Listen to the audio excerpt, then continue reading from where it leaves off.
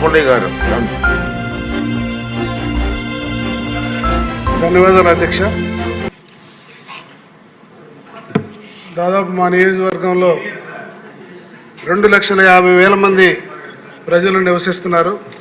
అయితే కోల్కతా నుంచి మద్రాసుకి వెళ్ళేటువంటి ప్రధానమైన రైల్వే మార్గం మా నియోజకవర్గంలో వెళ్తుంది. భారత రోడ్ రవాణా శాఖ వారు మాకు ఒక ఫ్లైఓవర్ని శాంక్షన్ చేశారు.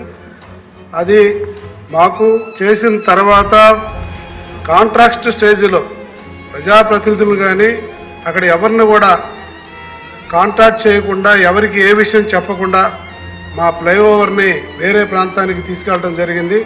ప్రజలందరూ కూడా ఆందోళన ఉన్నారు.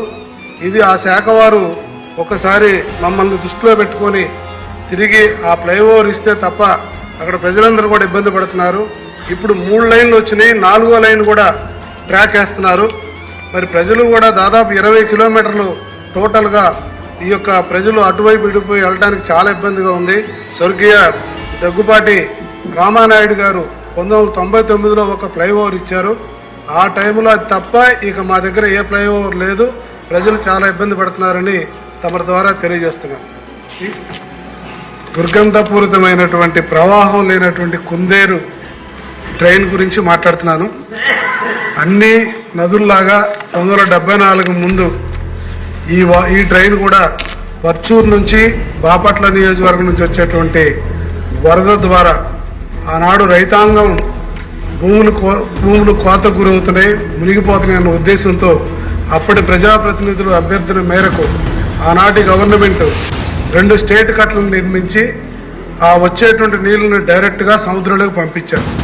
ఎప్పుడైతే నీళ్లు డైరెక్ట్గా వెళ్తున్నాయో ఈ కుందేరు పరివాహక ప్రాంతం 25 కిలోమీటర్లు. ఎప్పుడైతే నీళ్లు వెళ్ళట్లేదో ఇటు టౌన్ నుంచి వచ్చే నీళ్లు, పల్లెటూరు నుంచి వచ్చే నీళ్లు మొత్తం కూడా అక్కడే ఆగిపోయి జంతు కళేబరాలతో మొత్తం పూర్తిగా ఒక దుర్గంధాన్ని వెదజల్లుతుంది.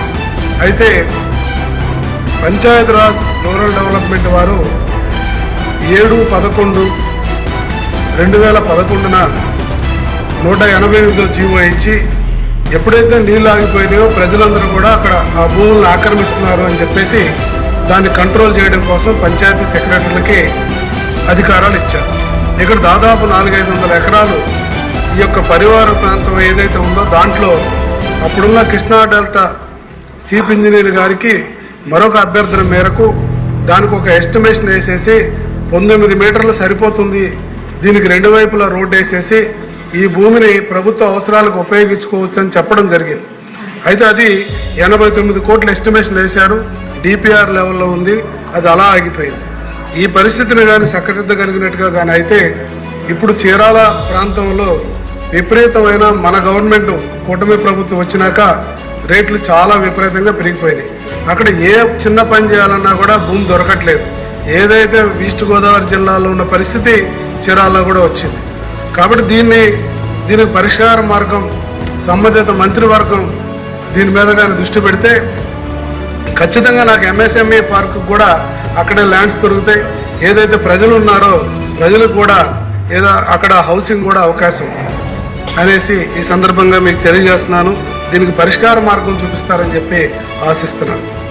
ధన్యవాదాలు.